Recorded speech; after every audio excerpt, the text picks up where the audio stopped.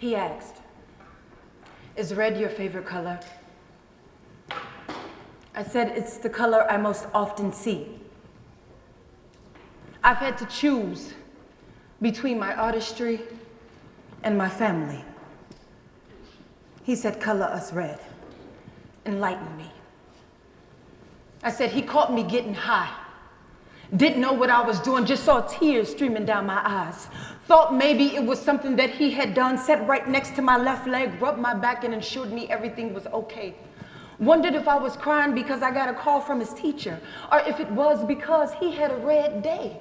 Didn't know that the last 5 years had more downs and ups, and everything that was tried just didn't seem to be enough. See, mama's dreams were a bit robust, but the fire that once burned within was now starting to lose its thrust. Piddling positions, inadequate by measure. College degrees had no meaning when there was no heat to warm the shelter. Water pots ensured evening baths were hot, but cold water washers couldn't get everything clean. So restrictions had to be put on clothes worn. All while the play children asked my son, "Didn't you have that on yesterday?" And I said, "It was only for an hour. Now go on outside if you really want to play." But ain't it funny? Ain't it funny how things change? He met me while I was on this stage. Yet being an artist was the equivalent to being unemployed. Unstable is how he worded it. Childhood dreams taken a bit too far now since we have children, cars, picket fence, front and backyard. He said, "Quit." I said, "I thought I wasn't employed." He said, "Be a mother," as if that was a duty I had ignored.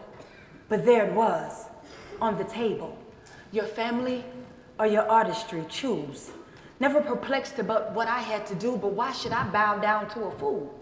Slavery versus freedom, giving versus receiving, questioned my stability for the sake of the children, and he thought this be an ultimatum I could not refuse. So I whispered in the ear of Isabella Baumfree, told her she wrote this poem for me, before I looked him square in the eye and said, "Ain't I a woman?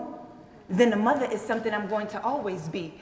Be it to you, this earth, or my children. I came here to birth, water, and nourish the seeds. So if you think I'm going to leave or close the curtain because you're feeling like a shadow, then maybe it's your stability that should be questioned in this court battle."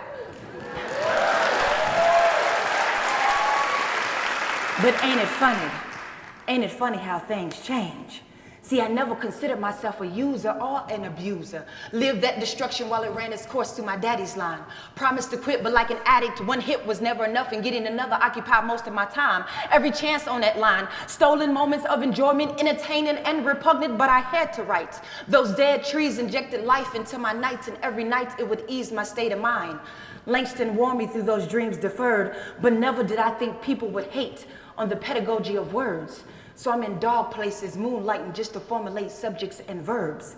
Hiding dotted I's, crossing T's when he left eye, because his nouns have been attacking my independent clauses. Fear and insecurity, the only things between a better life me and childhood memories wanted to obtain. Air filled with opportunity, but the oxygen was slowly being sucked out of my veins, and it was only a matter of time before the monopoly would return the game. But time was taking too long to move his hands. Seconds, minutes, hours grew to days, months, and years, and the dream had begun to run on fear. Turn those lights on, it's getting a little dark in here. Shh, can you hear? Those voices, they are boisterous, begging me to take another hit. One hopes something could persuade life's predicaments, but the fact is, it is what it is. I am a mother fighting for my children as a litigant. Responded, "State your name and occupation." "Yes, I'm Tasha Jones. I'm a literary addict, fighting to keep my children while creating an environment with no casualties or fatalities. I just want to be an intellectual property, studied in textbooks, laureate of poetry, creating workshops and seminars, donating millions to young scholars, brave new voices, guest speaking at your conferences and your churches, sitting in those big yellow chairs between Maya and Oprah." Hey, Oprah. Convincing the children that dreams do come true if you keep on believing and hoping, plus working toward the goal. Maybe I just want to grow old with secured wealth and own myself and provide for my children, and their kids. Just a dream of a citizen, or maybe it's a tall tale. Because if my gender was born male, then the way I provide wouldn't even be questioned in justice's eyes. When in fact, justice is supposed to be blind. I would be the breadwinner, the provider, the antithesis of what I was being accused to become, the stabilizer. So you tell me what I should tell to my little girl. Baby, we live in a nefarious world, and if evil had his way, then Jesus wouldn't have copper skin or woolly hair or copper skin. In fact, the pyramids would be in Europe. Men would own the company, cook and clean, follow and lead, plus birth the children. This would be their world, not a place for me and you, despite suffrage, equal rights amendments, Athalia, Black Mary and Madonna, Rosa, Coretta, Hillary and Michelle Obama. I guess I'm supposed to eradicate forward progression and put my purpose on the shelf. Take an odd job that secure even odder wages. Triple bypass the feeling in my heart and forsake my African sages. Is this what I'm supposed to do? Is this living while loving you? See, ain't nothing in the world more demeaning than the person you love stabbing you, but you refuse to see yourself bleeding. Now I'm ducking and weaving in my house, hiding journals, notebooks, and pens in secret places he'll never think to look in, like kitchen cabinets and laundry rooms. Empty shoeboxes in the vestibule, because I hear jazz when he hits me. Listen closer, you can hear it too. It's like Coltrane and Etheridge, Maury Evans and West. I get high off of Fabrino paper, leather binders, and book sets. I have entered my children in every library reading contest, and you don't have a 911 for me. What's the emergency? Yes, I like to rhyme, lyric, sonnet, and haiku, and my children do too. I have taught them how to phonetically ride that white horse through those blue lines. Now that's all they do. Try this for your headline news. 9-year-old boy tells counselor at school, my mama gets high off of poetry. It makes her giddy.